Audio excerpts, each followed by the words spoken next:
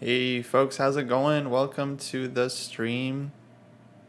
We've got Alexandra playing live round 4 in her tournament, the 3rd International Monte Oliveri Open, being played in Valencia, Spain.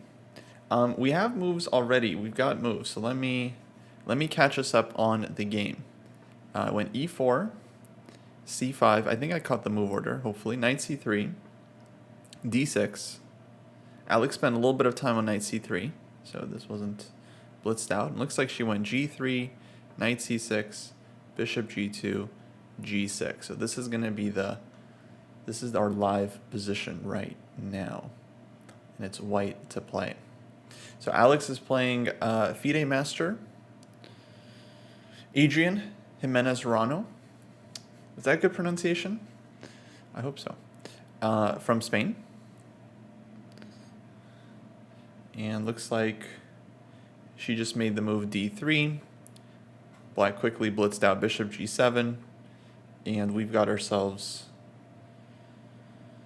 a closed Sicilian. Very interesting. We'll definitely talk about this opening a bit.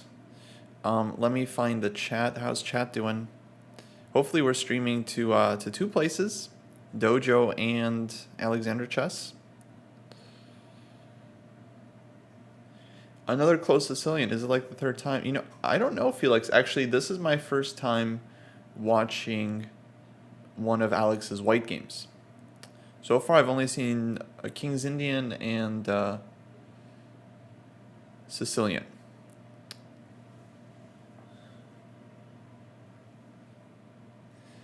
It looks like we had a move. Let me make sure we don't lose track of the position. Bishop e3 played. Okay, classic move. I imagine Alex has some experience with this setup, and it's not her first time playing closed Sicilian. Also, we got Anna Maya there in the background. You guys can see she's playing someone as well as white. I guess they're going to be playing next to each other all tournament, because this is like the streamer table that they set up for them. So that's pretty cool. It's kind of fun when you get to play next to the same person. Sometimes it happens because of the ratings. You guys both play up together, you both play down together, and then you just end up sitting next to each other because your ratings are so close. But here, it's a little bit different situation.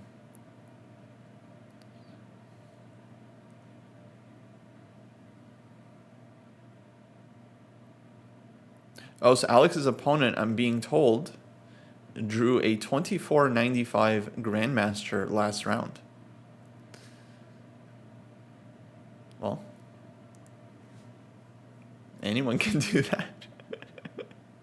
No, that's good. That's good. That's good. Her first white game was a close Sicilian as well. Oh, okay. That makes sense. She had some problems on the long diagonal. Cool. Yeah, sounds like she has decent experience with this one.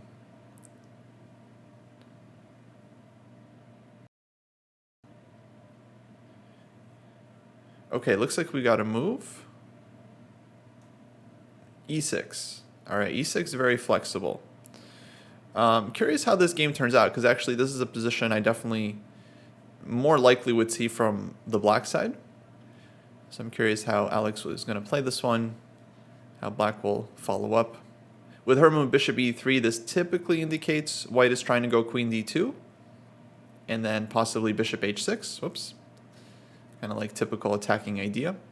But on queen d2, black doesn't always move this knight on g8, so we might see like some very cheeky rook b8 type of move here, where black just kind of waits for white to do their next move while bishop h6 is not possible. Because if white goes f4, then it's blocked, and then maybe white doesn't want to commit to the knight, and if h4, then maybe h5. If castles, maybe b5. So sometimes you see black kind of delaying the knight from b8 here. But we'll see what happens. Alex hasn't played queen d2 yet. There are other options as well, like knight g2 I'm sure is normal, f4. F4 would then be followed by knight f3, most likely.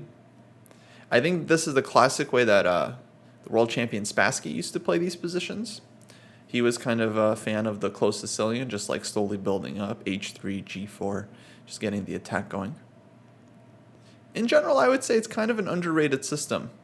You know, I think the c3 Sicilian gets a lot of hype, Grand Prix, but close Sicilian, I feel like definitely kind of a slow burn, and a lot of Sicilian players definitely don't feel comfortable defending against it because they don't have a ton of experience. They'd rather play the open lines because they study theory all the time.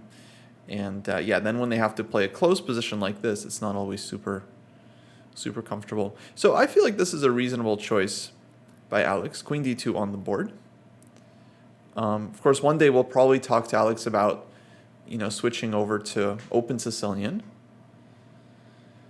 Because I think that would be, I think that's the way to go against the Sicilian. You either play the open Sicilian or you play 1d4. I feel like that's kind of the rule of thumb for higher level players.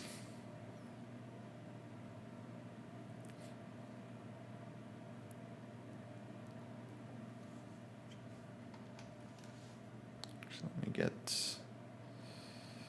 get this chat open as well. Oh, Steven used to play this, Queen d2. The question is if Black then finds the only but good response. Ooh. Well, clue us in, Steven. Don't leave us hanging like that. What's the only... We got time. It's a classical game. We can put it on the board. You know, this is very much a interactive stream. You know, we're kind of watching Alex's game together. I'm very invested. You know, we had a couple lessons, and she's very motivated to improve. I'm hoping to help her on that journey. It's been very cool for me to watch her play, actually. I feel like I have gotten some real insight into Alex as a chess player. Definitely some things that need to be worked on.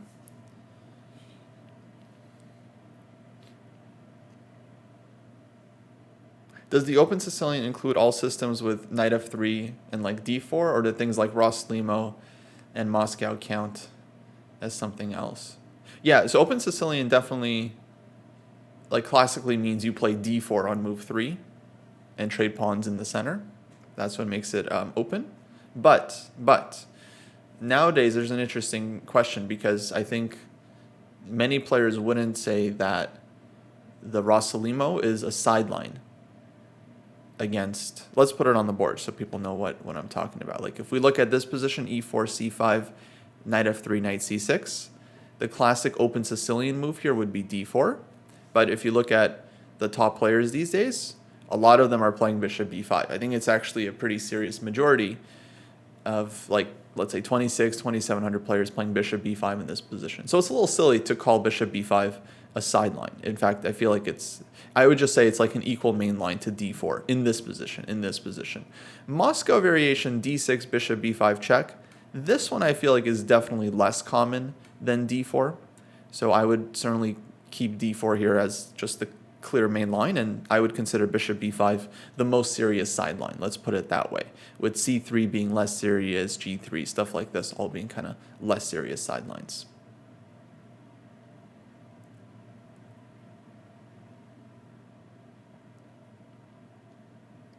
Oh, let's get move sounds up. Move sounds. Thanks for following, folks. If you're watching on Dojo's channel, please go follow Alexandra's channel. If you're watching on Alexandra's channel, please go follow on Dojo's channel. Both channels really appreciate all the support. Thank you so much.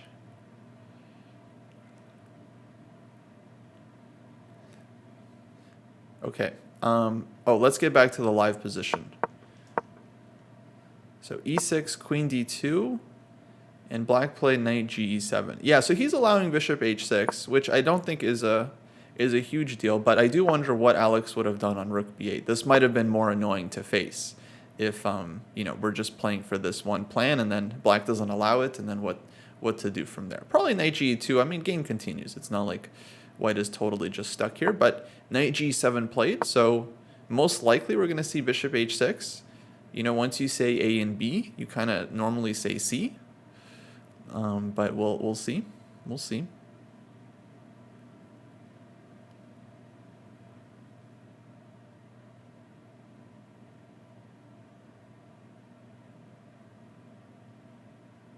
Oh, let me make a pinned comment in Dojo's chat as well, so people know what's happening, and then I'll answer the question from Rayfos.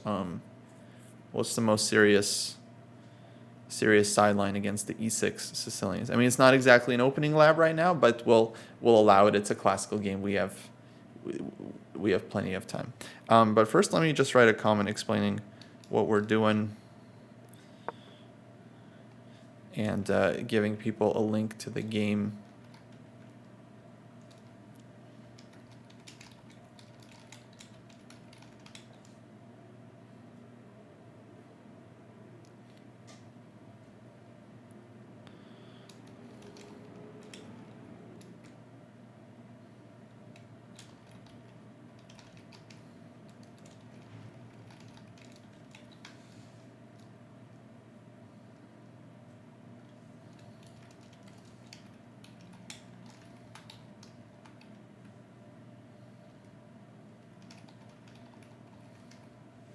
Oh, what's going on?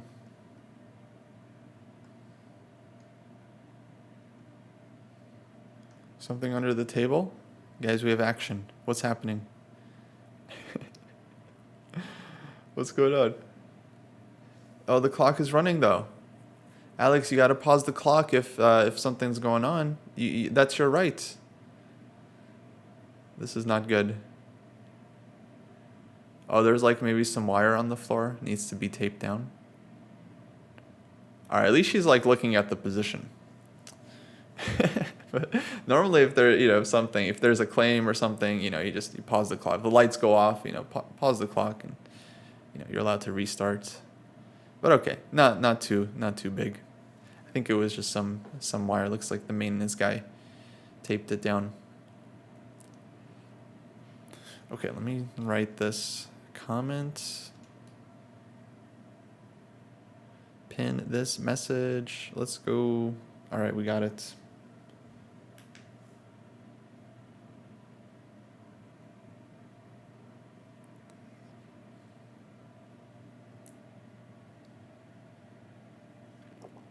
Okay, so white's move in this position. She's thinking about queen d2 and playing bishop h6. I mean, queen d2 is on the board, so she's just thinking about this one.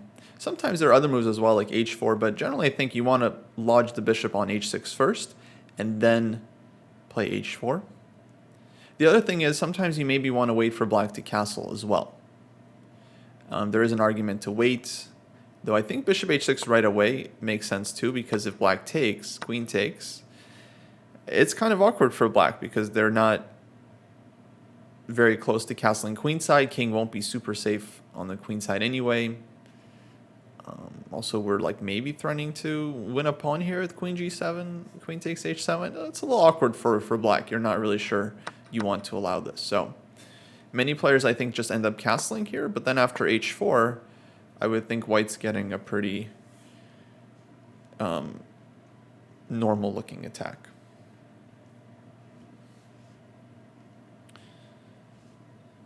Yeah, Alex's current score is 2 out of 3. Actually, I feel like I should have added that to the pinned comment. Okay, guys, I'm gonna copy paste the comment so that I can add the score. Because score, people always want, oh, what's the score? What's the score? All right.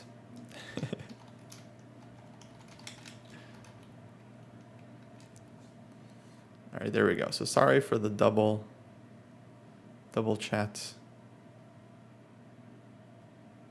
Is that Anna Maya next to Alexander? It is, guys. It is. There's a lot of streamers at this event. Anna Maya is playing.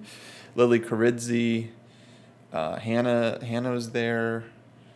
I saw Pepe Cuenca. But Pepe, I don't think he's like streaming the event. I think he's just like playing the tournament like a normal grandmaster. Bishop h6 on the board. This makes sense. And Alex still playing pretty quickly, so I'm just going to assume she's in book. Because so far, when she's been out of book, she's been, burning lots of time. So I think this is something, it sounds like this is something she plays quite often. So I feel like this is a position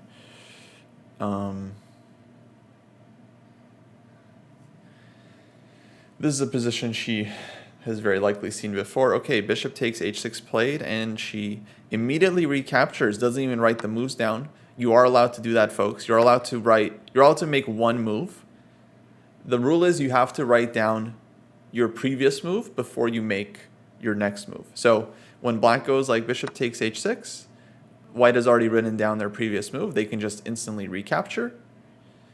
But black cannot then instantly make their move until they've written down bishop takes h6. Sometimes you get this commotion in open tournaments where one player makes a capture, their opponent like quickly recaptures without writing the move down, and then the first player, offended that their opponent played so quickly, makes their move quickly too.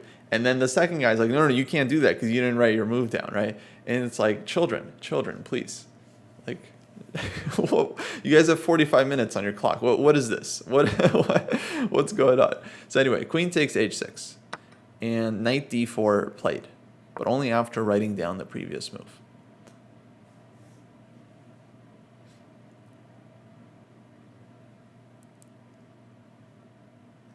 So he's also playing pretty fast, and that makes me think that he kind of knows something about this position as well. Otherwise, he'd be taking his time. But Steven, you were saying this taking is not good for black, so that's kind of comforting to hear.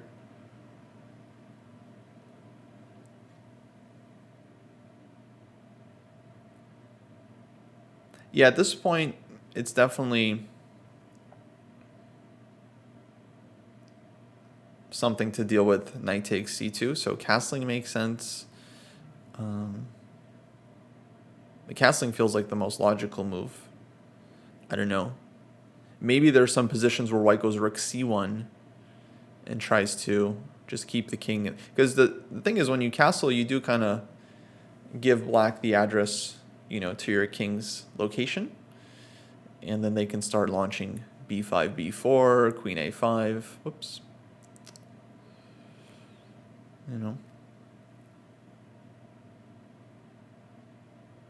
What was that phrase? You guys remember Elon Musk was very upset about people like leaking his assassination coordinates. Thank you, Seth. You already knew like before I even Yeah, you're leaking the assassination coordinates of your king sometimes when you castle. So you guys have to be very careful about this. That said, I think in general people are kind of over worried, I think. Most games you should be castling. But it's a sharp position. It's not easy. It's not easy. So Alex has started to think, I feel like if she's had this position before, it can't be the first time she's had knight d4 on the board. But I don't really know. And someone was saying she was expecting Caro-Kann. So yeah, Sicilian maybe wasn't her number one choice. And queen d2 played. Yeah, queen d2 doesn't seem so insane to me either. Just bringing the queen back. It looks funny because we're letting black castle, but at the same time, if black castles, there's still going to be h4. Like this attack still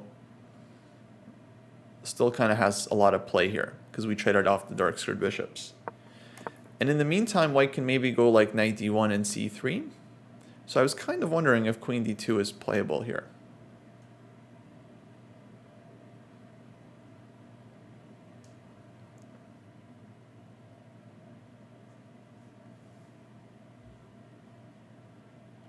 Yeah, Steven, so what's the story here? Is queen d2 still theory?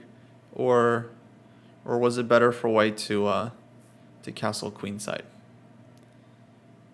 I honestly don't know. I focus on open Sicilian.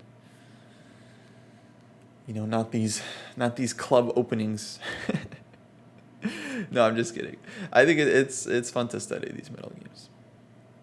Still plenty of master games in this position. Short went castles. Which Short? Nigel Short? Or like Tyler Short, 1300 from Indiana. Nigel Short, probably. Probably Nigel Short. Yeah, he is a good Sicilian player as well. So that's a good endorsement of the move castles. He's a very serious attacking player. Very good chess player.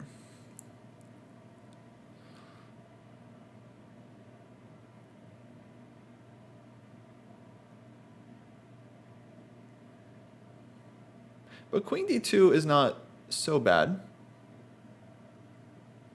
I think Alex here mainly just needs to get a game, some kind of middle game, where she can try to push on the king side and press the attack a bit. Okay, she's up, walking around. That's good. Sign of confidence. I like to see that. Black now is thinking. That's what I like about this move, queen d2, is because like it doesn't make it obvious what you're going to do with the king, because white can still go queenside at some point if it makes sense. But they can also go kingside. So not easy at all here for black. And he's thinking. By the way, folks, I made a big improvement for the stream today. Oh, let me fix my light. It's very bright. It's not that bright in here, but I think it looks brighter. It's just that the sun is coming out. And then when the sun comes out, my camera just goes crazy. Just can't handle it. Just can't handle it. Yeah, it looked like I was being blinded. I promise, folks, I'm not blinded. I can see. But I made a big improvement. I brought in some wooden pieces. Because every time I watch games live, especially classical games, I get so fidgety. You know, I want to like play with pieces. Or when I'm playing with at the board, you know, I want to like, you know, I want to have some pieces to fiddle with. So I brought some pieces in I can use. Okay, this one is hard to, but it's wooden. Brought some pieces that I can hang out with, fiddle around while we do some analysis. Actually, it's funny. It's like Noah's Ark. I brought one color of each, like one pawn. Man, lighting here is killing me. But it's like one black pawn, one wooden pawn, black and white rook, black and white knight, black and white bishop. So we got options. Usually I'm more of like a pawn guy. I don't know what you guys prefer. Bishops and rooks also cool, but I like pawns. I feel like pawns are easy.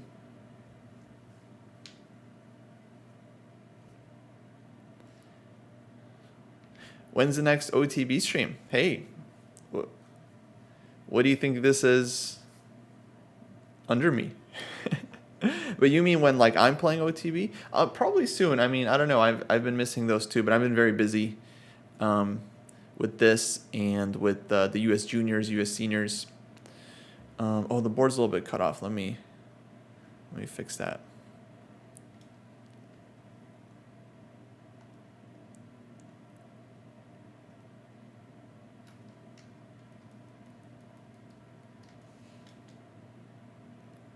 Why did our board break?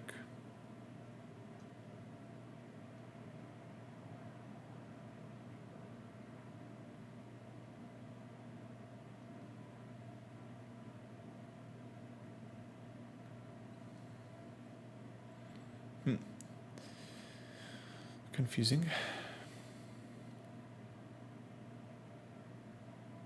All right, one sec, folks. Let's fix the layout real quick. There we go. Beautiful. When you get bored, just start snapping bits off the opponent's king. That's so funny.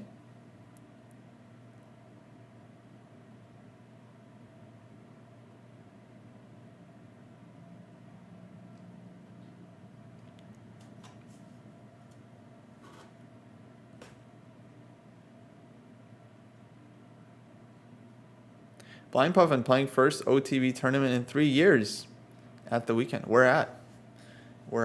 That's awesome. Good luck.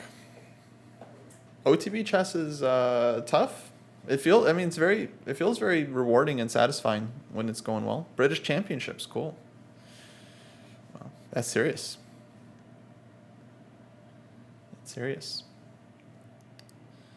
But yeah, hopefully you get some practice in before then.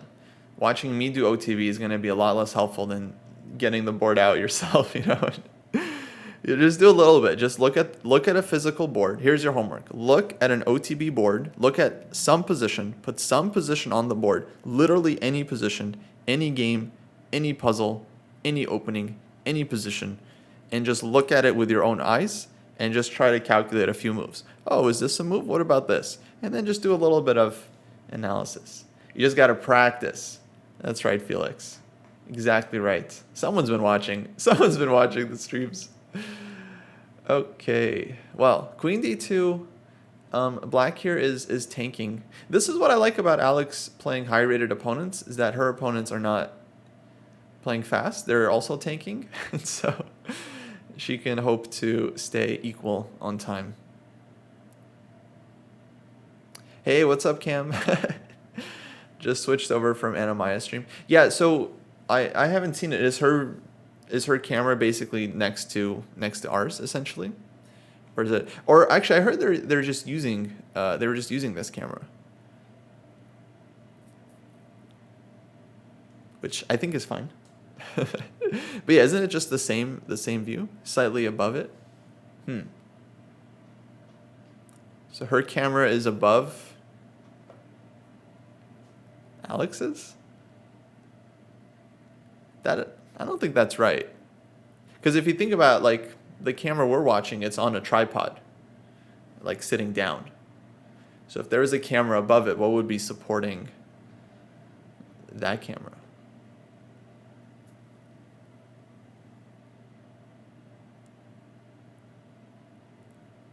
Okay, we're still waiting for a move. Oh, Alex is back at the board. Oh, interesting. Because he was still thinking. Now she's back at the board. She's like, all right, hurry up, make a move. Maybe she's tired of like walking around. Normally what I do if I get up, because I'm like waiting for my opponent to make a move, I usually like stay away from just until they move. Because you don't know how long it's going to be. You sit back down. It could be another 5 minutes before they make a move. And then it's like you're going to want to get up again. And then it's really awkward. You sat down, now you're getting up again. Oof. Do I think it's healthy to get up and walk around? Yeah, definitely. I mean, certainly from just like a physical health perspective, it's not good to be sitting for several hours, right, without walking around. But in terms of like your chess, I definitely suggest getting up at least a couple times per game. Yeah, I would just say like every half hour or so, 1 hour, definitely. For me, I get up sometimes every time it's not my turn, just because I want my opponent to spend time. I don't want to be sitting down the whole time. You know. And I can still think about the position in my head, so I don't actually have to be there while the opponent is sitting. Yeah, my old millennial body starts aching. Exactly. Same here. All right, now the sun has gone down. So this is going to be, this is the issue with my lighting here. I use some sunlight, but the sun like moves and like there's clouds and stuff, and so it affects how much we get. Hey, Aiku, that's right, no water bottle. These guys are pros. These guys are pros. So queen d2 on the board. We can talk moves here. Like black has been actually thinking for a little while. So that means, clearly he is concerned. Castle's h4 is going to run into the attack. So my guess is he wants to make a different move. Something on the queen side. Queen a5, for example, bishop d7. Is Steven still here? Steven had a ton of experience in these positions, and I was hoping could give us some more insight. Someone was saying queen d2. I think Dexter was saying queen d2 is the best scoring move in the position, so that's good. And h5 played. Okay, another move. So clearly black was concerned about h4 ideas or the queen coming back to h6. So he plays h5, and he spent a lot of time here, so I don't think he's like in his preparation. I think that was definitely like a real think, which is good. That's good for us because I think Alex actually has quite a bit of experience in these positions, and that means I think she has a very good chance here to have a nice game.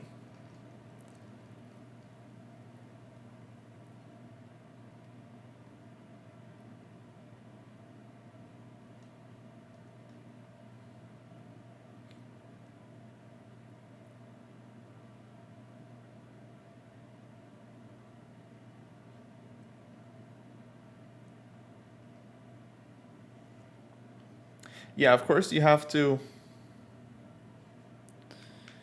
make sure you stay focused on the game, but I don't think it's that tough. If you walk around for a minute or two, you come back. You just got to get right back into it, right? It's a OTB chess game. Okay, h5 played. My intuition is that this move is a little off because black kind of makes like a weakness almost, right? Like a further weakness. And it hasn't really been provoked. White didn't have to play h4. That said, it might not end up making a huge difference. I don't really know for sure. If white just plays h4, it could be as if white played h4, h5, and that would be pretty normal. But it does weaken some squares, especially the dark squares. So whenever you can highlight several squares and there are no pawns or pieces on those squares, that's not good. That's what we call a color complex, right? Now the question is whether white can exploit this, which is often the hardest part. Easy part is recognizing, oh yeah, there's no pawns on these squares. Okay, good job.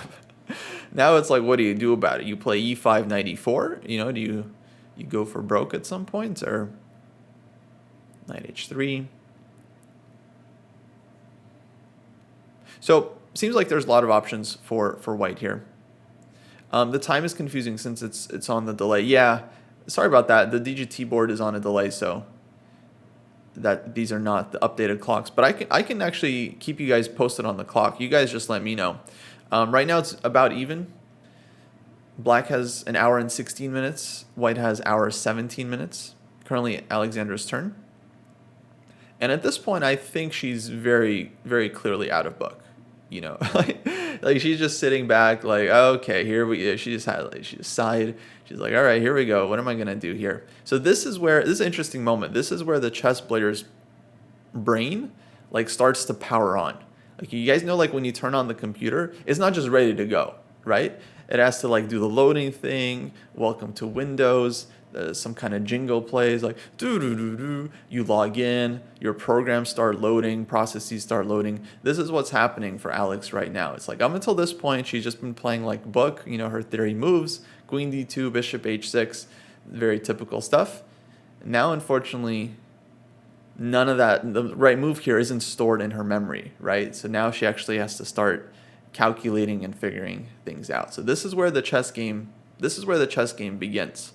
For black, this process has already started. You guys can see he's already in the game. He thought about h5, knight d4. He's already had to think about these moves. These were not 100% obvious to him. So very interesting moment right now in the OTB situation. Kind of a classic happening.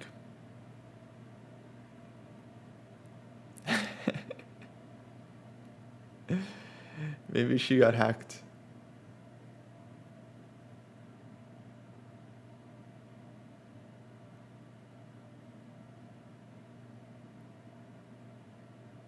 Oh, we have AlexandraChess in the chat. That's great. That's good actually, because yesterday there was a moment where we didn't have a mod and we could have really used one, because I'm not a mod. Actually, if there's a mod that can mod me, ChessDojoLive, that would be helpful. There's definitely someone yesterday that I think deserved a ban, but I couldn't ban them. I was powerless. I had to just ignore them. and yeah, then there was no mod. Some people might remember what I'm referring to. It was very clearly a ban situation.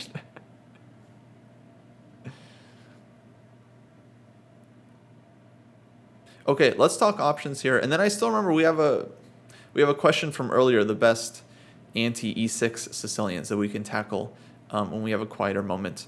So at this point, I feel like white has a couple options. Number one would be things that deal with the knight on d4.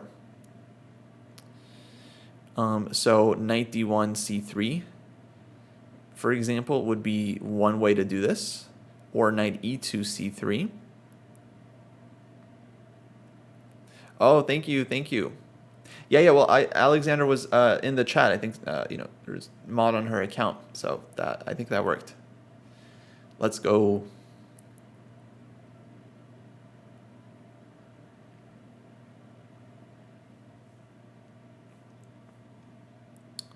Other options I was going to say is like knight h3 developing, knight g2, h4. But looks like Alex just played h3 according to the camera.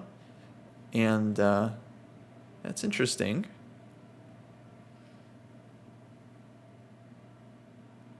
So that kind of anticipates h4. Now if black plays this one, white can push past with g4 and take space. And then this pawn can be kind of weak. This I'm not sure like what the evaluation is. For example, black can go e5, start fighting for some dark squares.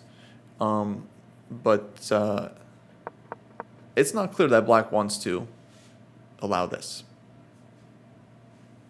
But I do feel like at some point black is going to have to play e5 here and start fighting for these squares.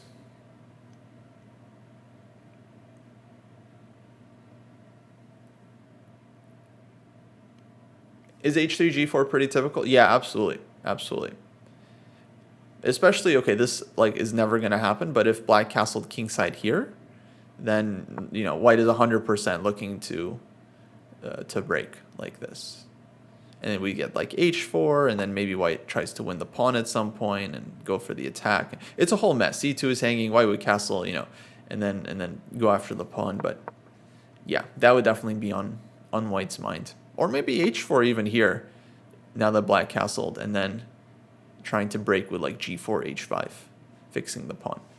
Okay, rook b8 played.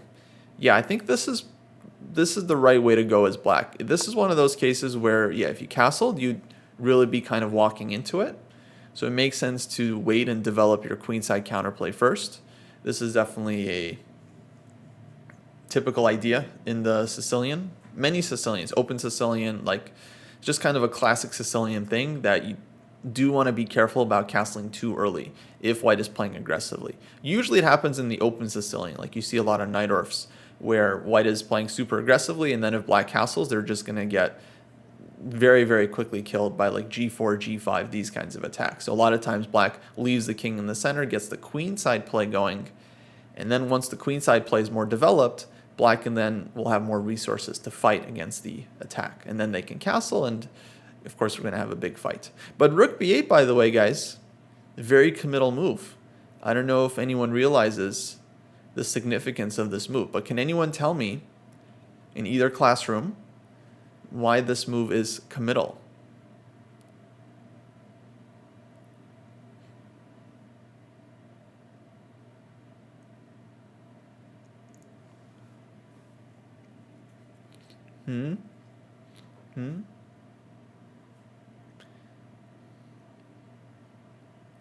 Do I think the knight on c3 should move now? This is definitely an option. I wouldn't move it just because I'm afraid of b5, b4. Of course, we can wait. But generally, the knight does want to move because white would like to play c3 and challenge the knight on d4. I think that would be the way to go.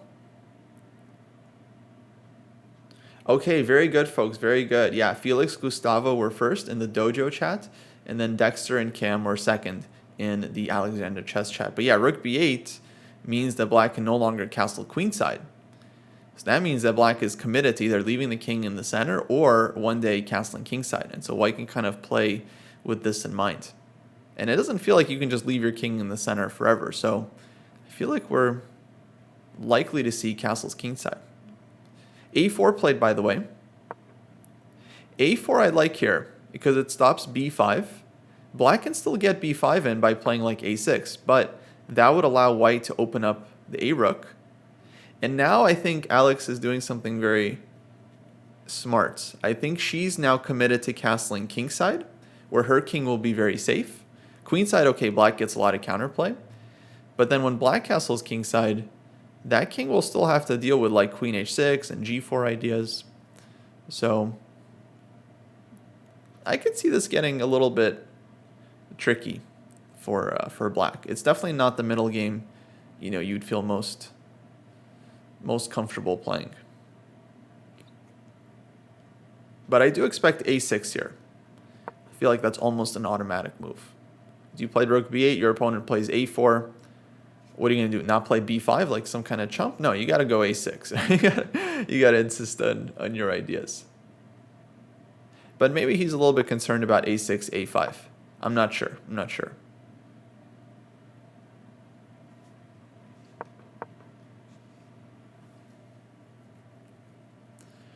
Oh, and we're back to Mr. Brightface. Cool, cool, cool, cool, cool.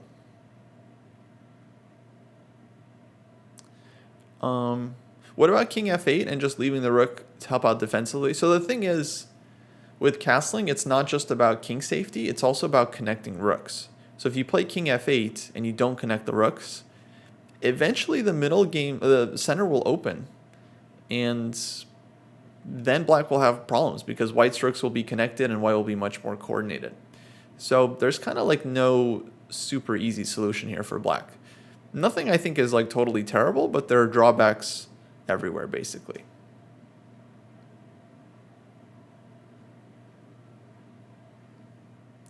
Oh wait, what happened? Our comment didn't get pinned?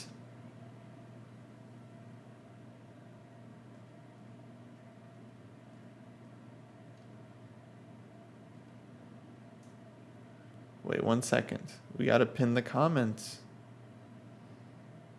There we go. That's better. Wait, did I see Anna Kramling drama where some of Pia's commentary stream played in the playing hall? I did not see that. When did that happen? And then it's a worry when people start standing up. What do you mean by standing up? But no, how does that happen? Someone had it on the phone or? That's wild.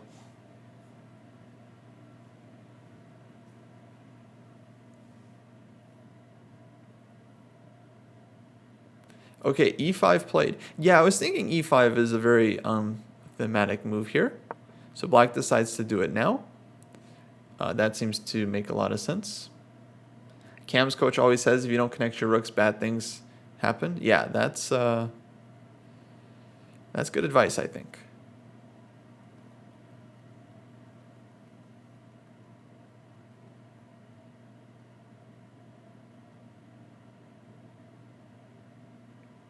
They had it on a touchscreen TV and an insect landed on the unmute button. Are you for real?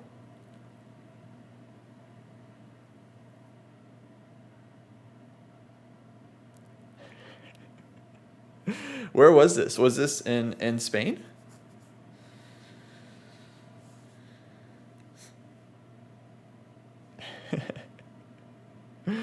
That's crazy. So they were playing outside the playing hall, right? They were showing it outside the playing hall. On mute. But why would you show it on mute? It's so disrespectful. It's Pia Kremling. You can't mute Pia Kremling. She has great commentary. I saw some of her. I don't know from which tournament. I mean, maybe like Reykjavik or something. But she's a very good commentator.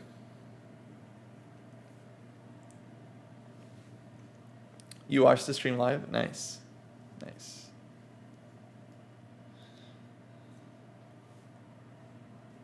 Yeah, that must have been so funny. Hopefully it wasn't like directly useful about. Normally commentary is just someone just talking about random ideas, that are very, very obvious to both players. Like, oh, white is going to try to play on the dark squares. It's like, okay, that's not. Yes, thank you.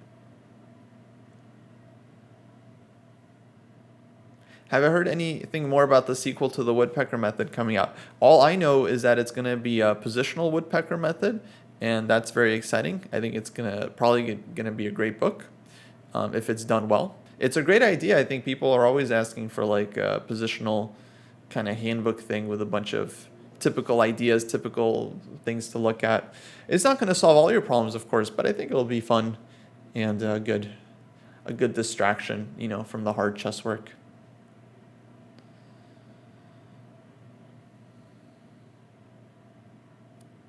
Players agreed to play on since the fiasco happened early in the game. Well, yeah, I mean, you can't really. What do you mean agreed to play on? What are they going to forfeit Anna because a bug landed on the TV screen? That's not her fault.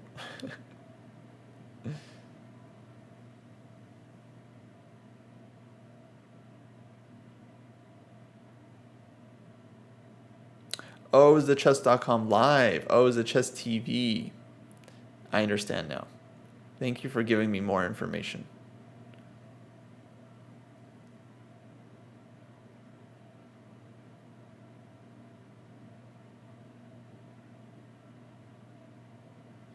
I see. I see. Okay, so yeah, they weren't playing the stream. They just had the live games up. It's always chess.com. It always comes back to chess.com. It always, why do they have to play the stream above the live games? It always comes back. Chess.com's fault. Yeah, Simple Chess is a great book. Definitely a good warm up before Woodpecker Method. I'm sure Woodpecker Method, the positional one, the new one, is gonna be like, well, I don't know what level it'll be for, but I'm sure it'll go up to maybe like 2,000 or higher.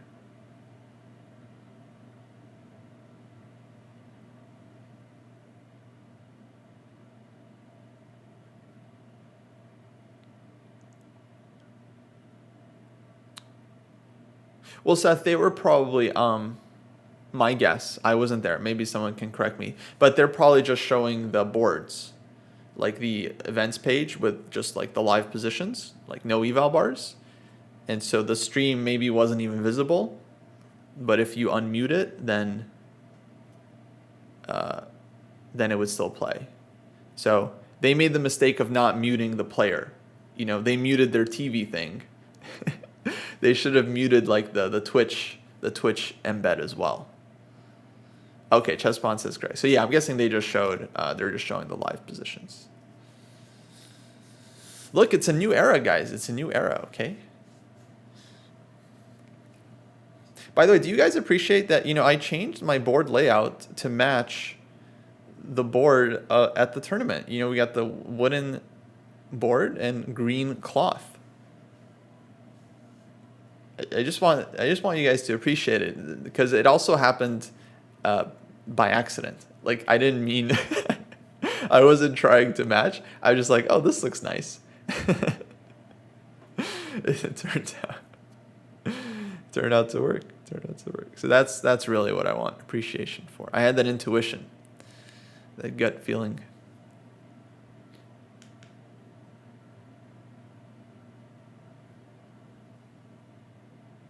Subconscious attention to detail. Thank you. That's all I wanted, folks. That's all I wanted. Okay, Alex is thinking now. All right, let's talk moves.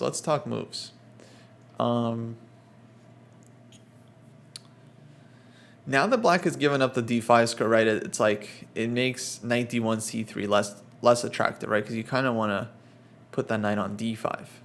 One nice plan would be to bring this knight to e3 somehow, so we could plop knights on this square. That's very hard to do. Classically, it's very difficult for the knight to jump 2 squares diagonally. It takes 4 moves. If all the squares are open. So here it'd be like 1, 2, 3, 4, for example, right? But on knight f3, of course, black can consider trading or not. I don't know. Maybe knight f3 is an interesting move, but it does kind of block the f pawn. And wait, do we have a move? No, still thinking. Okay. So clock times, by the way, are still pretty level. 107 for Alex, 111 for the opponent. But she has been thinking a lot on this move. So he's kind of spent his time already. He's gotten used to the position. She is now starting, I think, finally to like warm up into the game. Like earlier, she's kind of like booting on, like getting used to things. And now I think we're fully into the game. So what to do? Hey, Dax Chess, how's it going?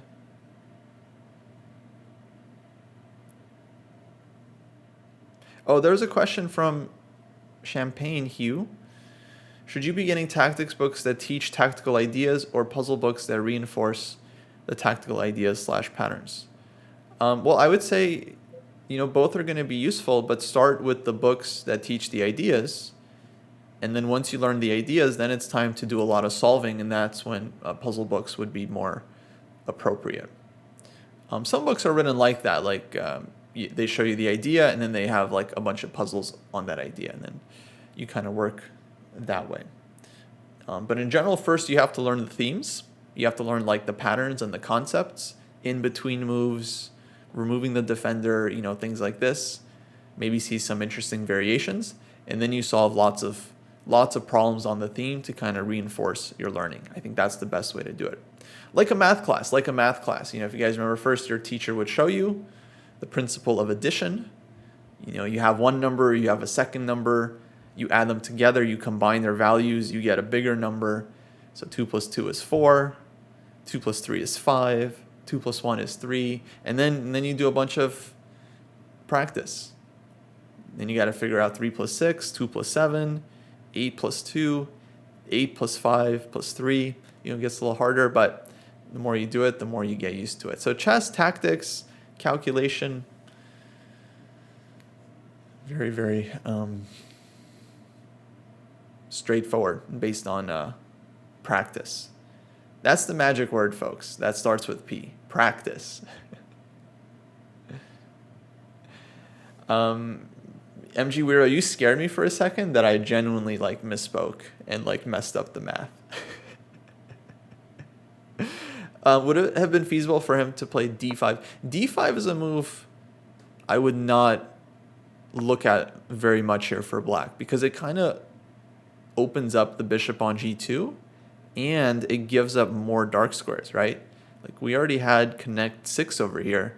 Now we get 7. This one also, it's a lot. It's a lot. So I think e5 strategically makes more sense, but yeah, d5 would be kind of two problems there.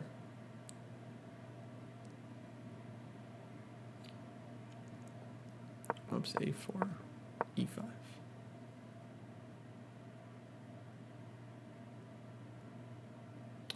What's the best way to study? Look, Spirits, that's a huge question. We, in fact, have an entire training program dedicated to this question. I will link you to that because you can find a lot of information on our site about our overall philosophy and what we believe in.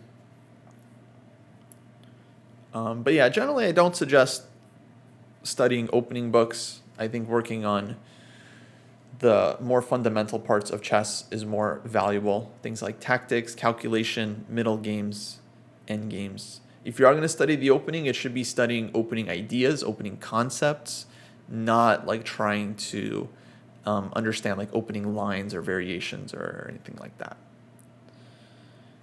Yeah, absolutely. Glad to help. Good to have you here.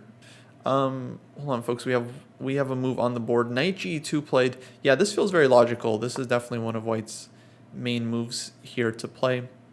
Not really looking to take on d4, I think, because this would, let's say, give black cd4 and more space. But just developing the knight and getting ready to castle. Maybe play f4. Because black still has this open question about their king, where are they going to castle? Now, there is a tactic in the position. Okay, he just played bishop e6. I think he played this one kind of quickly. So I think he is hoping that Alex castles here, which I don't think she's going to do. But if she castles, there could be a bishop takes h3 trick. Intending knight f3 check. Very common tactical pattern. And then the key line here would be what happens on knight takes d4. And black can maybe think about this one, but I think bishop takes g2 would be the cleanest here. Just taking the bishop, hitting the rook. White doesn't have any good in-between moves with the knights. Everything just kind of gets taken. And then after king takes, let's say cd4, black will have won a very, very important h-pawn, right? And would be doing really well. So yeah, let's, in general, we don't allow links. Let's definitely not share PDFs or any kind of copyrighted material. This is our space, so if you guys want to do illegal stuff, maybe elsewhere. No illegal stuff, please, in the chat. No illegal stuff.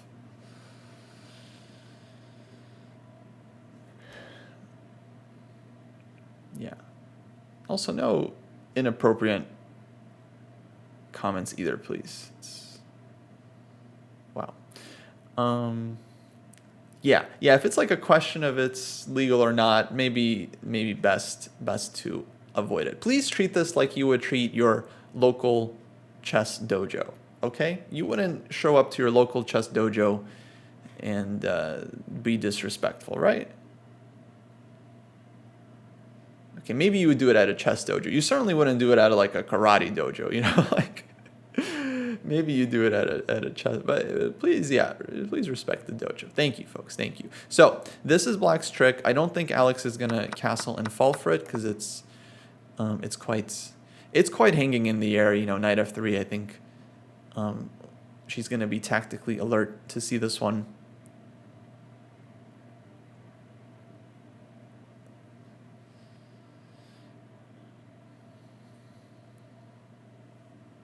Oh yeah, spirits. No. Sorry, you weren't the one being disrespectful. You're fine. You're fine. You didn't know about the PDF thing. That's all good. There's someone else with a much more offensive comment. Anyway.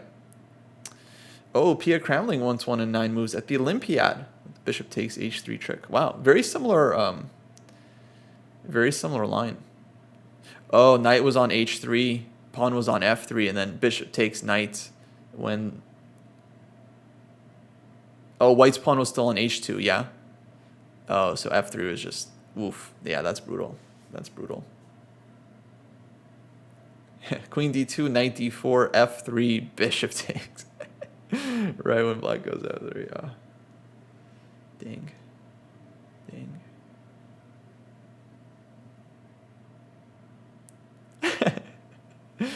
Best way to study openings is to wait until we're doing commentary and then ask questions. Good point. Oh, Felix, sorry. Yeah, is b3 a serious attempt to win classical games? Yes, it is. Any opening that you believe in, you can call it a serious attempt. I mean, that's really that's more of like a subjective distinction, right? Maybe your friend doesn't think it's serious, but whatever, your friend's 800, right? So it doesn't matter.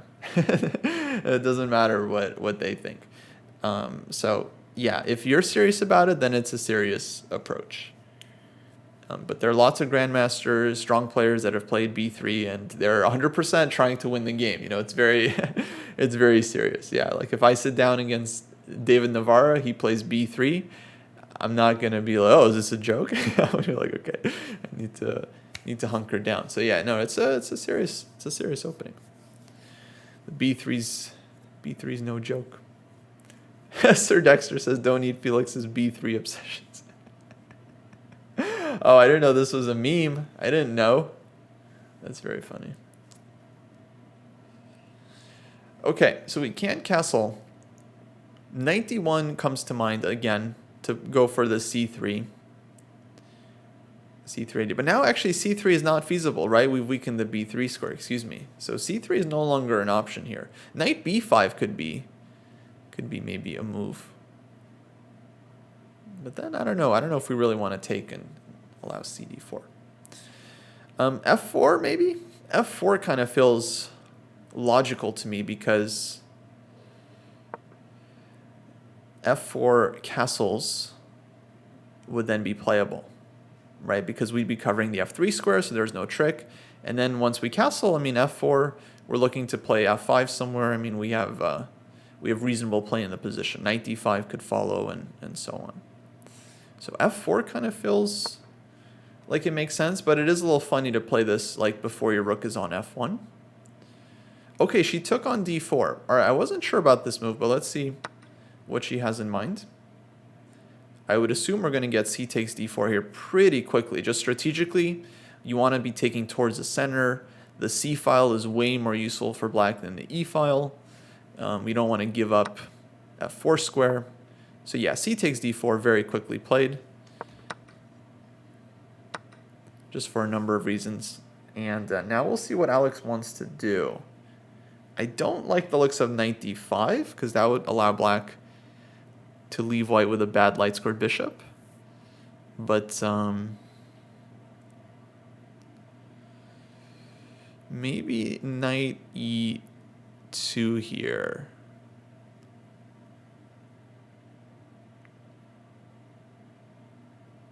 And then looking to play f4 and build up that way.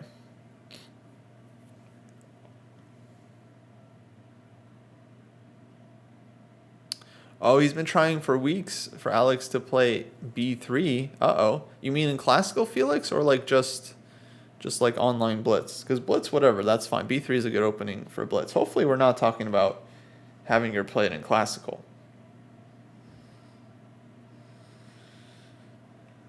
You know, I mean, it's fine if you want to, like, study some weird opening, right? But don't be pushing it on other people.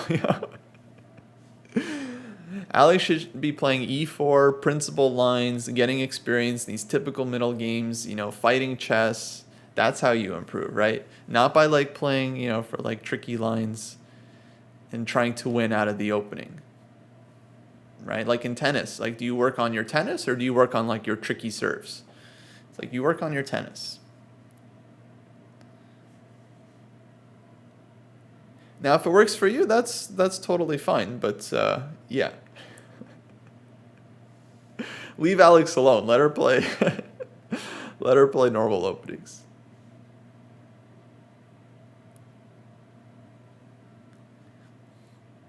How do the pairings work? So they use a Swiss system. Typically just pairs players against each other that have the same number of points. But I know they were also using accelerated pairings, which I don't understand. I just have no clue how those work. Some players play others. that's basically it. Because with accelerated pairings, like you don't even... Sometimes the players playing don't even have the same score. Like I saw some pairings in this event, it was like someone with 1 point is playing someone with 2 points. And so there's some weird system that, I just don't understand how it works.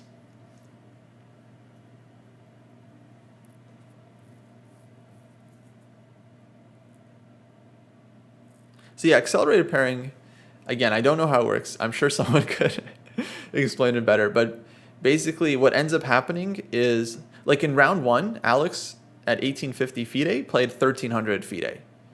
But there were 2100s playing like grandmasters. So it's like, normally the Swiss system, you just take the bottom half and put it against the top half. So whoever is the 51st player, you know, out of 100 would play number 1, for example. When there's a lot of players, sometimes they use accelerated pairings. So if you have like 200 players, instead of 101 playing number 1, you have like 51 again out of 200. But then I don't know how they do it. So it's very strange. I don't know how it works. I don't know. I played one tournament, Capella Grand Open, that used a similar format. I remember being told there that like the first 4 games are very important. You have to score well in the first 4 games because then they stop using accelerated pairings and you might get just like totally wrecked in terms of like norm chances and playing like low rated players. And I think that was true for me. I think I scored like 3.5 out of 4 in the first 4 rounds. I drew a GM in round 1, you know, and then I won like against some lower rated players. And then I got good pairings for the rest of the tournament. Oh, Zanibak with the truth. So with the accelerated, the top half is given 1 point for the first 2 rounds for pairing purposes. Oh, okay. That explains a lot of the weird pairings. So the top half gets an extra point. That's why the top half plays against each other. Then when someone from the bottom half wins a game, they have 1 out of 1. If someone from the top half loses, they have 0 out of 1, and that's why they play. So Alex has 2, and her opponent has 1.5. Right, and then at some point they even out the scores. Okay. Well, if Alex's opponent is 1.5, then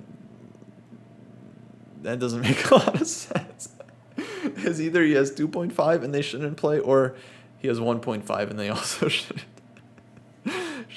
Okay, so I still don't understand how it works. But that explanation does clarify quite a few things.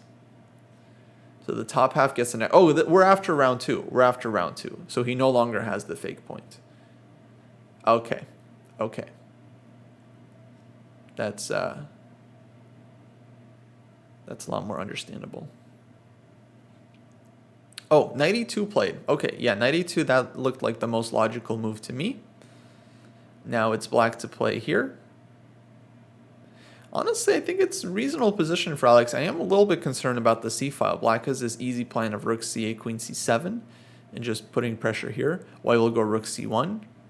And at a certain point, I think black will have to castle and try to get that other rook into play. And maybe this is what will give white chances to go castles f4 and play for this attack. This, of course, would be very, very dangerous if we just make some random moves. Let's say castles, castles, rook c8, f4, queen c7.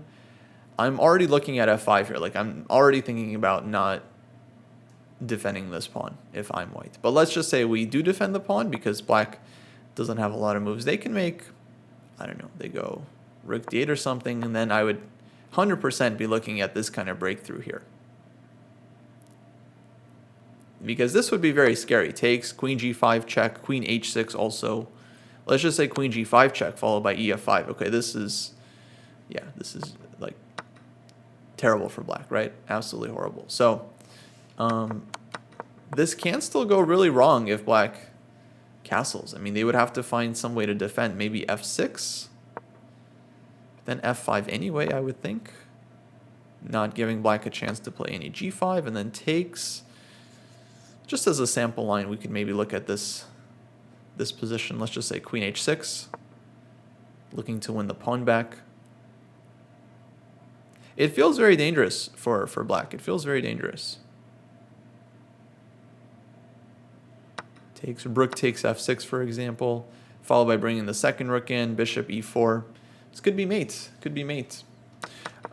Why not bishop f7 instead of, no, maybe bishop f7, just gf5 is like, let's say, we want to make sure we're not losing a pawn first. But bishop f7, then I think white has a lot of options. Queen h6 maybe? Queen h6 is funny. You have to be 100% sure you're not getting trapped with g5, but here we do have this one, right? So queen h6 may be annoying. g4 also possible. Something like this. And then boom. That's how you would attack. Oh my god, if we got this on the board, I'd be very excited for Alex. Takes g5. Whew. Whew. This would be really, really great to see. Yeah, sometimes the lowest rated player with 2 points will play the highest rated player with 1.5 points. I don't know if that might be why we got this pairing. That's very possible. But okay, this is what we have right now. So this is why black is thinking, because, you know, in a lot of cases you just want a castle, but here I think he recognizes like castles, castles, f4, f5. You don't just want to walk into that situation without some kind of plan or an understanding that you're going to be okay. Clock update, 1 hour, 3 minutes for black and 58 minutes for Alex.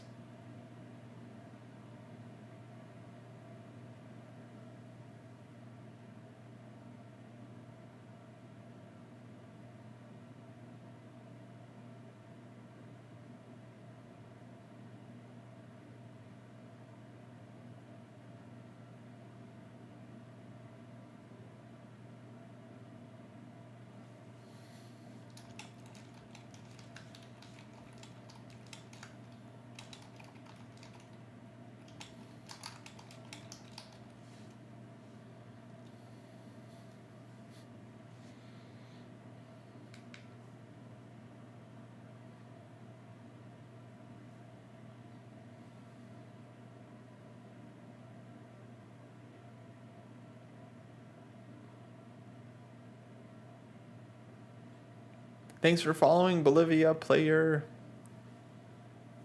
Oh, the pinned comment ran out. This is so strange because I told it to stay the whole time. And it didn't. I don't know what's happening. All right, let's pin it again. Oh, but it's gone now. It's gone. Okay. I'm just going to link the game.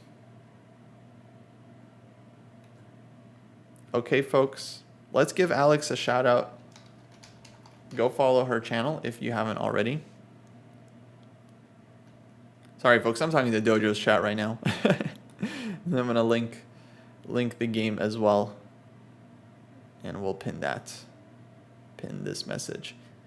It's pinned until manually unpinned or end of stream. So I don't know what's going on with that. Okay. Black's still thinking here.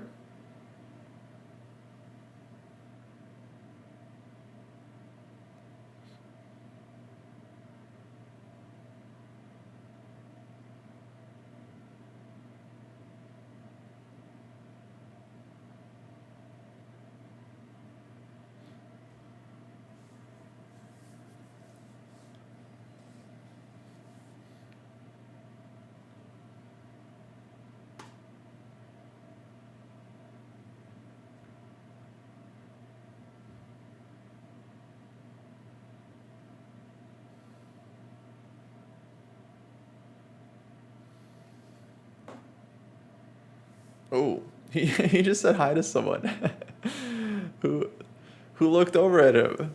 I missed it. There's Pepe Cuenca, by the way. Pepe Cuenca in the black shirts. Yesterday we recognized Shirov. I was very happy with myself. Whoa, whoa, whoa, whoa! You guys see Anamaya's opponent? Do you guys just see that? Dude just was making arrows at the board. He literally was like pointing with his finger. He was making arrows. Bro, you can't do that. Oh, man.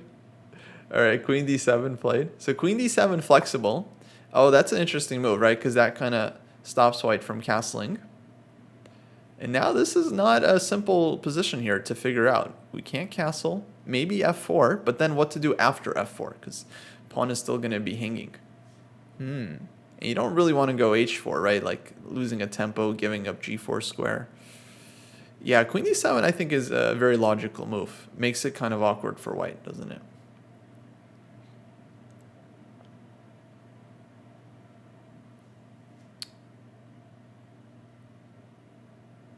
Yeah, Stan, I understand that's what it's been doing, but normally, like, when you pin a message, it gives you the option to pin it until the end of the stream. And I've been selecting it. I always select that option.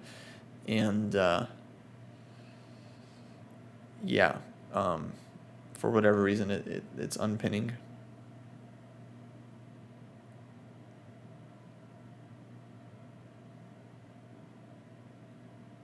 Oh, but it changed. Hold on, it changed. Oh, it didn't save. It didn't save. Okay. Now it should work. Wow, it didn't save.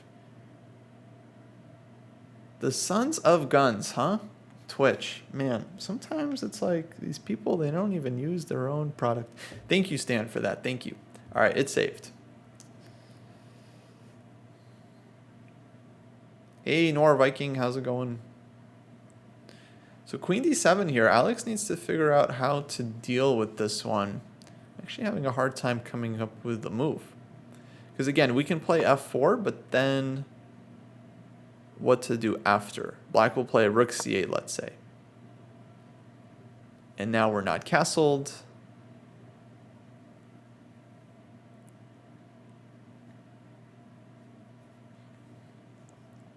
How to do it?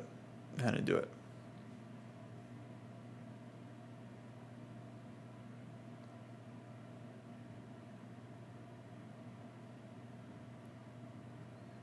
Why can't you point at the board? It's a little bit distracting, you know. Generally, you're not. I don't think Anna Maya was at the board, but you know, if she was, I think it would be inappropriate because you know you're like blocking your opponent's vision. It's a little distracting. I don't think it's like illegal or anything. I don't. You're not going to be penalized for it unless you're doing it like extensively. But it's definitely a little against the etiquette.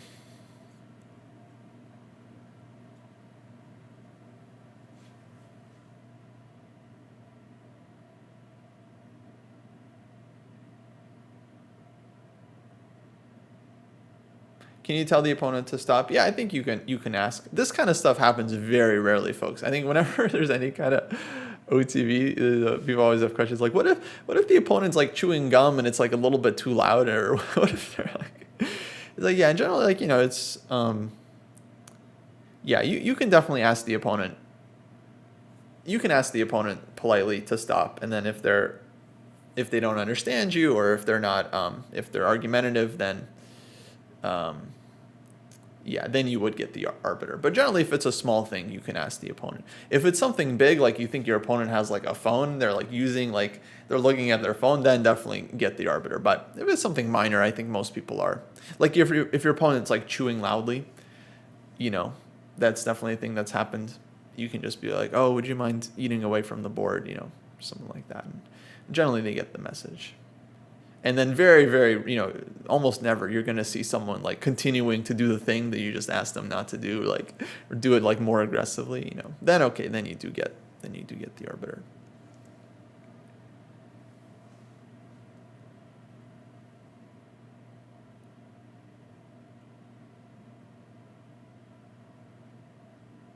Oh, only recently Twitch got a hands-on CEO. Oh, okay, I didn't know that. That's cool.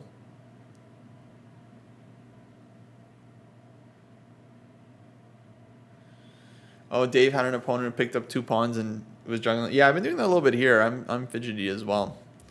I'm fidgety as well. Oh, c3 played. Okay, so yeah, there's the question, like what to do in this position. Alex decided to go c3.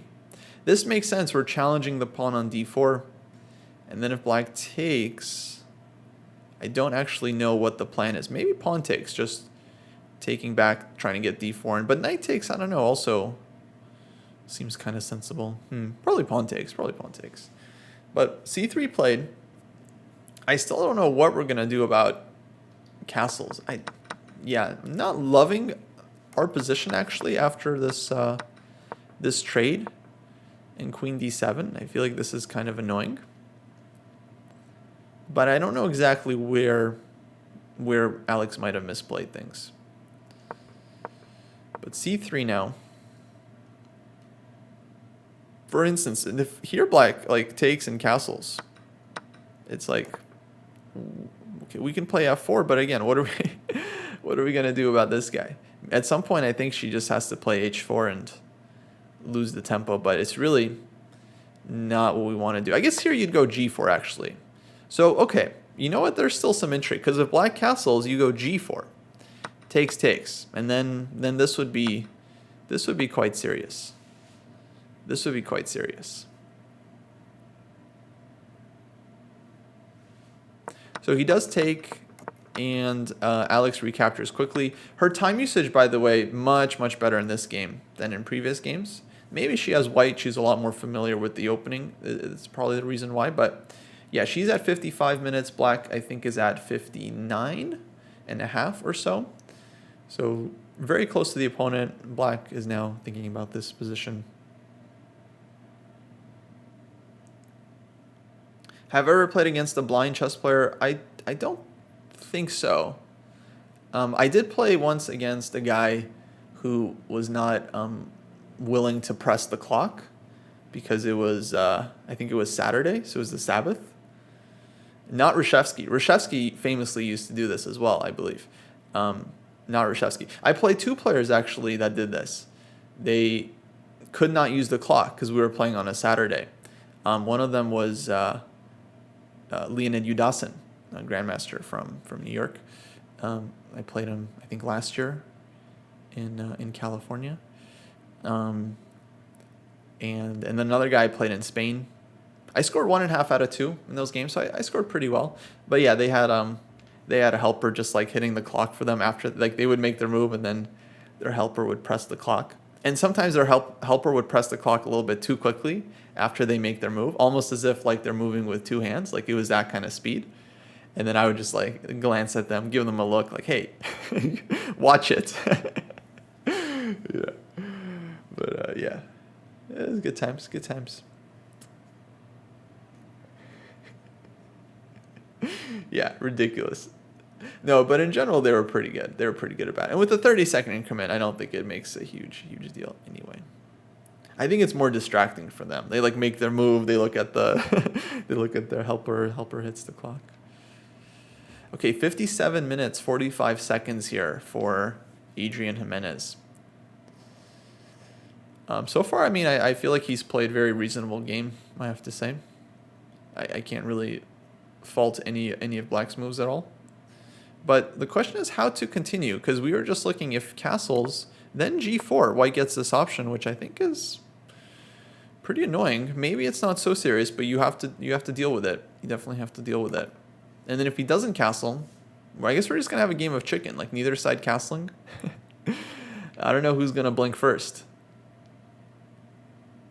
I guess we'll see who has more moves. Oh, I see what Alex wants to do. Okay, she wants to just play d4 and d5 and just force this bishop off of e6. It's actually very simple. Very simple plan here for white. d4, d5, and then black will have to figure that out, right? Just can't leave this construction forever.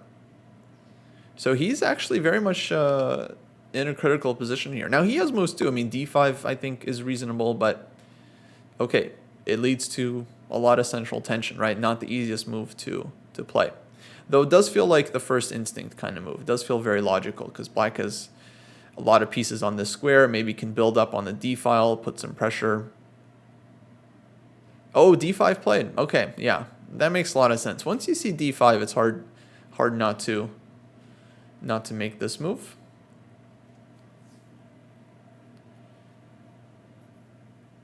And yeah, perhaps if Alex had an extra tempo here to play d4, that would have been nice.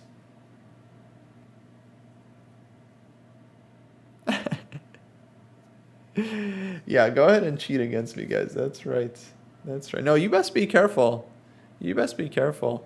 Anyone who thinks they're going to try to pull a fast one on me has another one coming.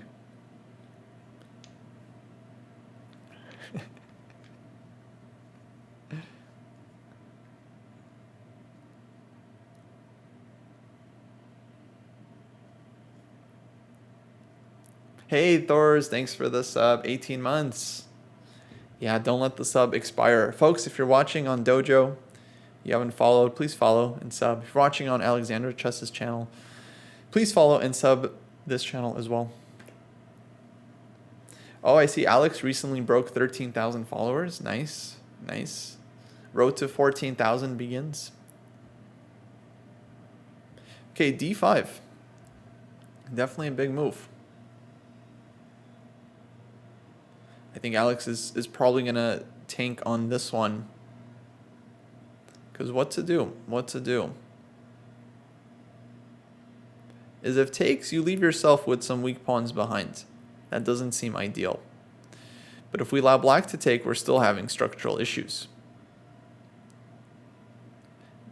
Maybe d4. Maybe you just got to bite the bullet.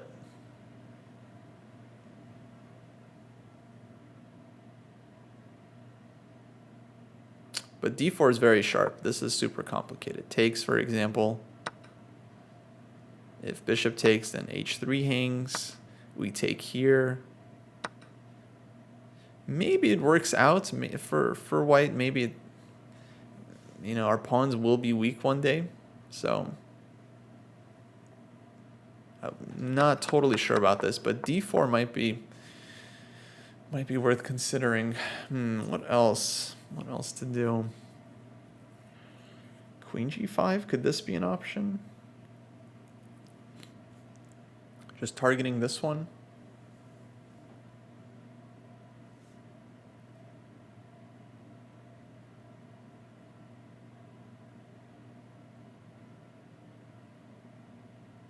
Okay, he's getting up away from the board. Yeah, I think that's a good time to do it. He's been at the board for a while, so good time to stretch. It's been, well over an hour. Alex is going to think about this one. 52 minutes for Alex. 56 minutes, 50 seconds for black, her opponent.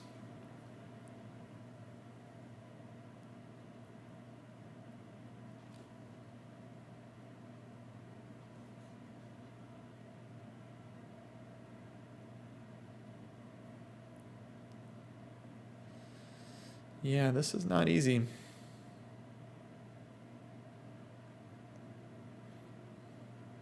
What to do? What to do?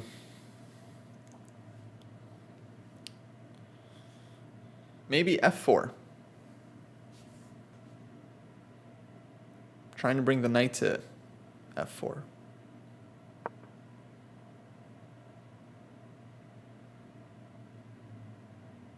But then I'd still be worried about takes. If bishop takes, again, black can take on h3. Maybe we take on e5. Maybe white has to go for something like this. Actually, this could be double-edged. If we get d4, we get a nice center. I mean, it's not clear where our king is going. That's the dangerous part. Now, black castles and our king is kind of stuck in the center, right? So this would be very double-edged, but risky. But what to do? I mean, we have to play something. If we just take on d5, I'm worried that we just end up with a slightly worse position, with black having a little bit more space, pressure, h3 still under attack. So this is what I would be hoping to avoid here as white.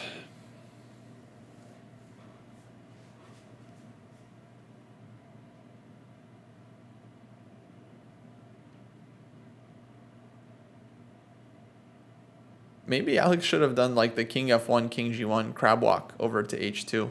Maybe that would be that would be one way to. But now you can't do it anymore after king f1. Black is taking. Maybe instead of c3, that was the way to go. All right, I'm gonna say d4 takes. This seems playable to me for white. I don't feel like white is so obviously worse here. I think you could maybe do this. But it's not an easy position, honestly, very, very much not simple. But this here seems possible because we have equal pawns. E4 is weak. We have some weak pawns, but at least E4 is weak. We have knight F4, knight D4.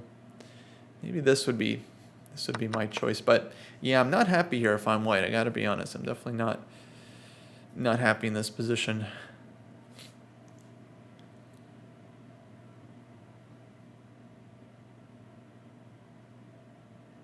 Yeah, it would be very nice to castle, but unfortunately the pawn is hanging here, so that's why it's hard to make this move for white.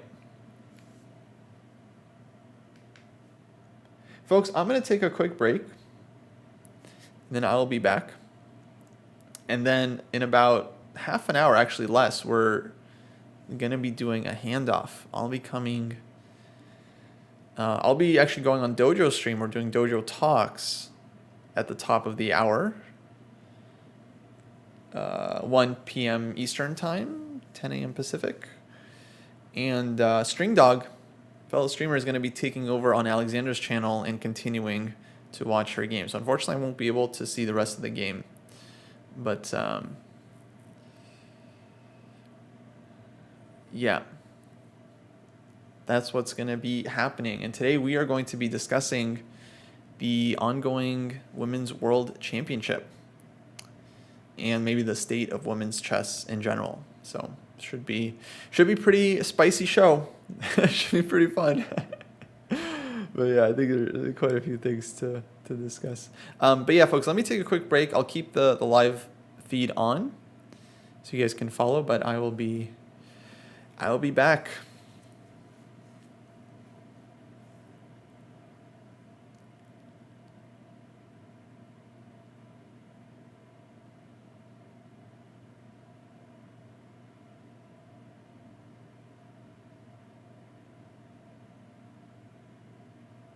Actually, yeah, we're just going to turn the cams off. We'll be right back.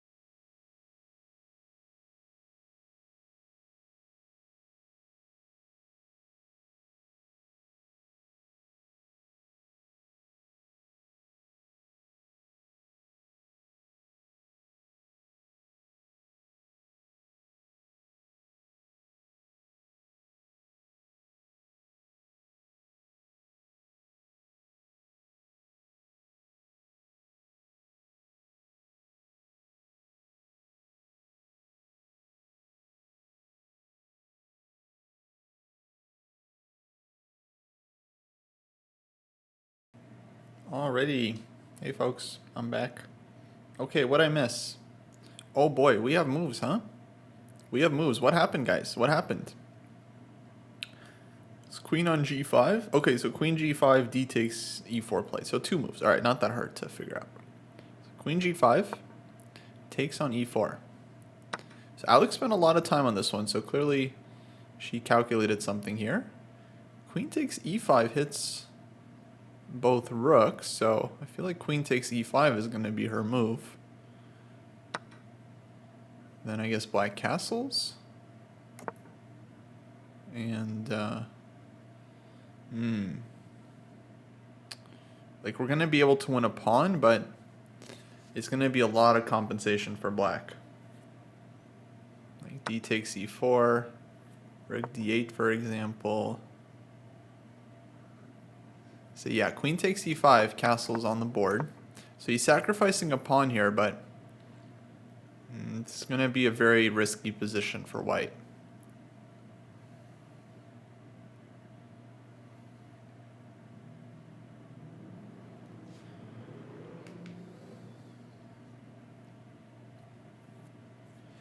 Bishop takes e4 is possible as well.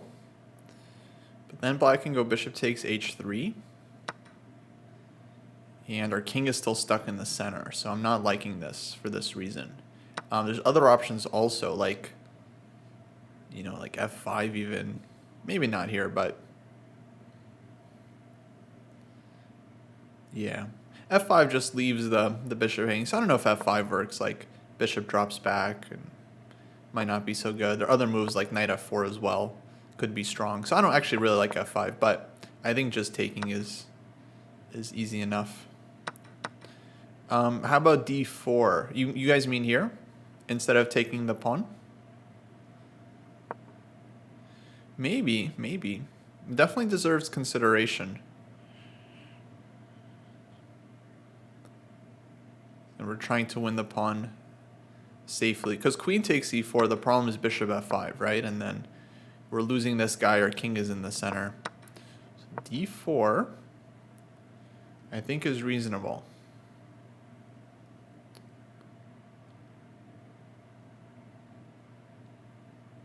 Because if black plays f5 to support this one, that's kind of weakening, and white's king does have some cover here. So we get knight f4, we get g4. Like, there's play. I mean, castles probably. I think castles.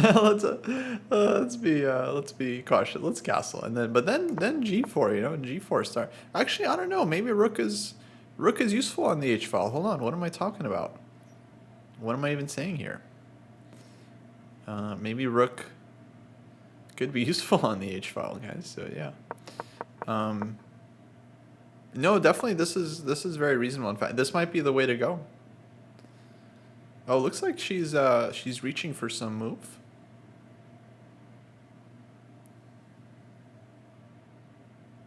Yeah, because this allows white to get a more stable structure in the center. Exactly.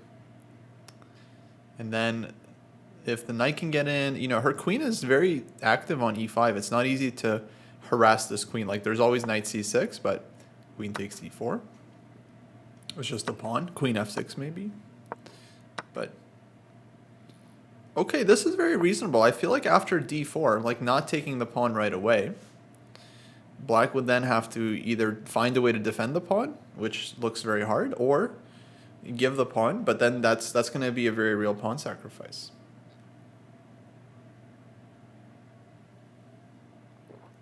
Okay, another option from Gokofan is bishop takes e4, bishop takes h3, knight f4. Yeah, actually, I didn't realize this one. This hits the bishop and would give white some tactical chances, right? If bishop g4, there's f3, for example, and then white has knight takes h5 ideas. If bishop goes to e6, there's knight takes e6. You know, this maybe actually was the simplest. Just take on e4 with the bishop. Bishop h3, knight f4. And then, yeah, I mean, bishop f5, probably. Bishop f5. Oh, but yeah, it'd be very messy here. We don't want to take knight f5, but knight takes h5, you know. This could be a thing. GH, rook h5. This could be very, very tricky. f6 doesn't seem to work. Every time I look at online, I'm like, oh, this could be interesting. Then I look a little further, I'm like, it doesn't seem to work. But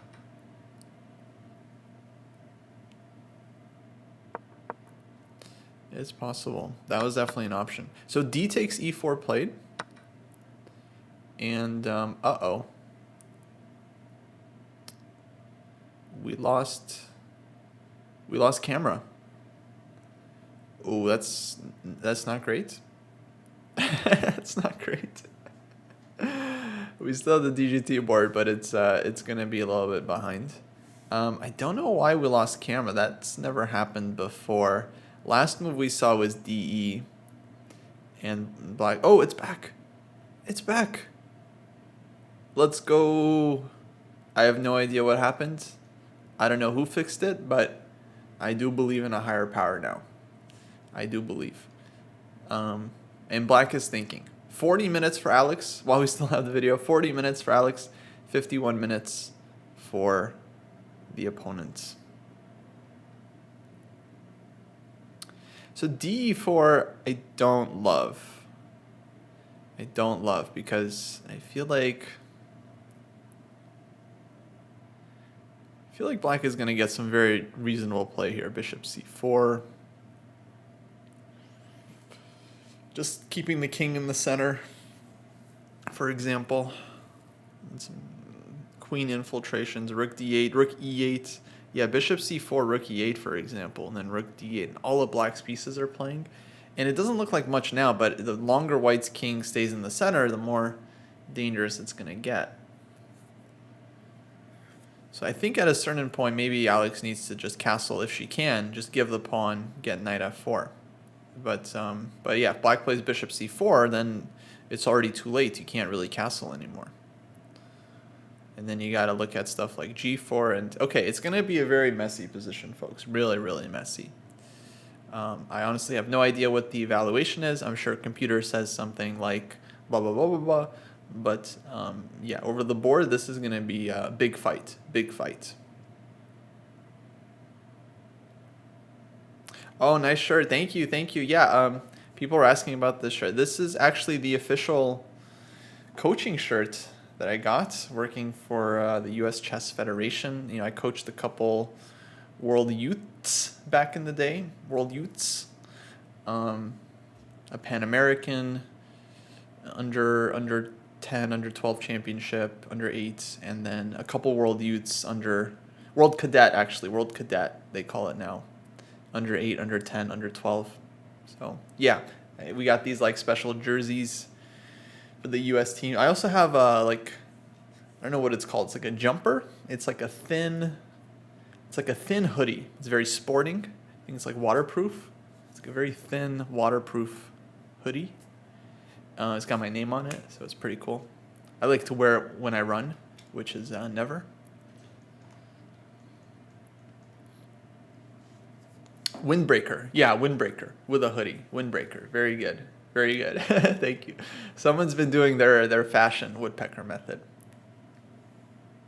Where can you get a blue USCF sweater hoodie? You know, I don't know if they sell these because they just like opened up the shop when we were going for the tournament and then they asked us what we wanted.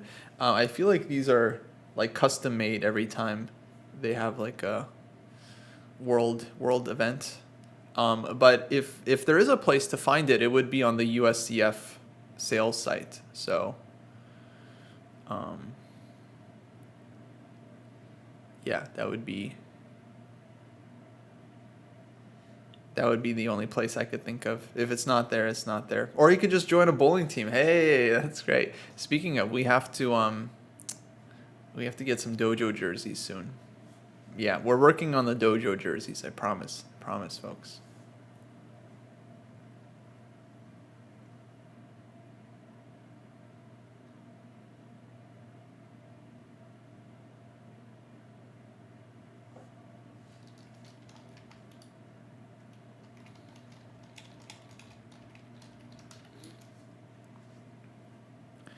So DE4 on the board. Black is thinking about it here. 40 minutes for Alex, 47 for the opponent. That is Anna Maya next to us on that board. I think she's on 1 out of 3, so she's a point behind. So hopefully she can pick up a win, get back to even.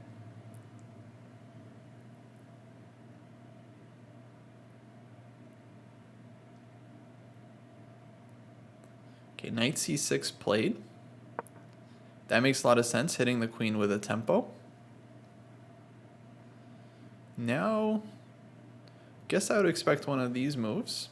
Oh, there's Lily.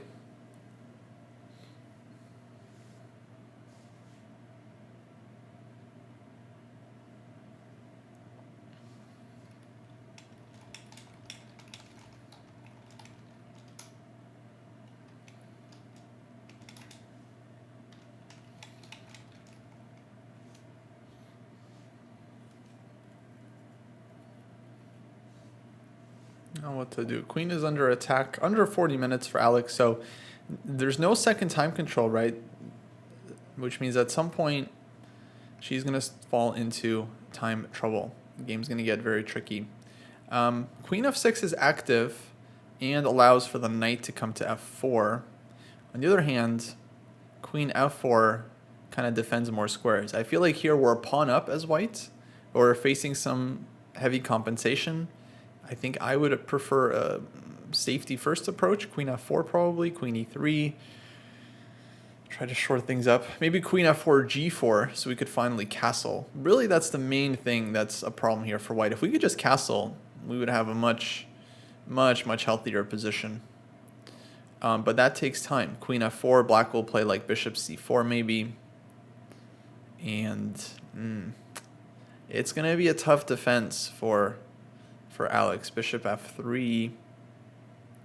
Definitely a playable position here. I don't think it's like losing or anything, but it's close. It could be like one mistake away from Alex getting a very, very difficult position. Oh, queen f6 from Dojo. From David, I presume.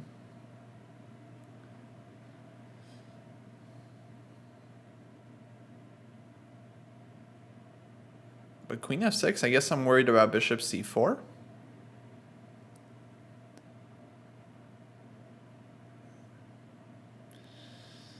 And if I was white, I'd just be trying to castle here.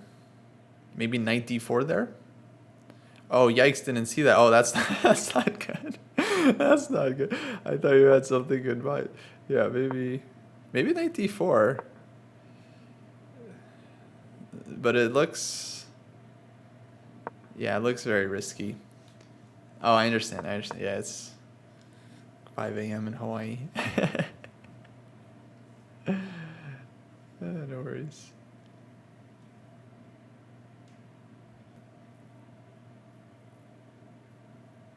Oh, was queen b5 bad? I don't know if this was necessarily bad. It does run into more tempos with like a6, and then the queen is going to have to go somewhere else. So probably not ideal. And then eventually, yeah, what I'd be worried about is that black, I don't know where we're going with this one, but black starts getting knight e5, and it's going to be a lot of squares. A lot of squares. Rook bd8. Oh, absolutely. No, definitely. This is a very scary position for white.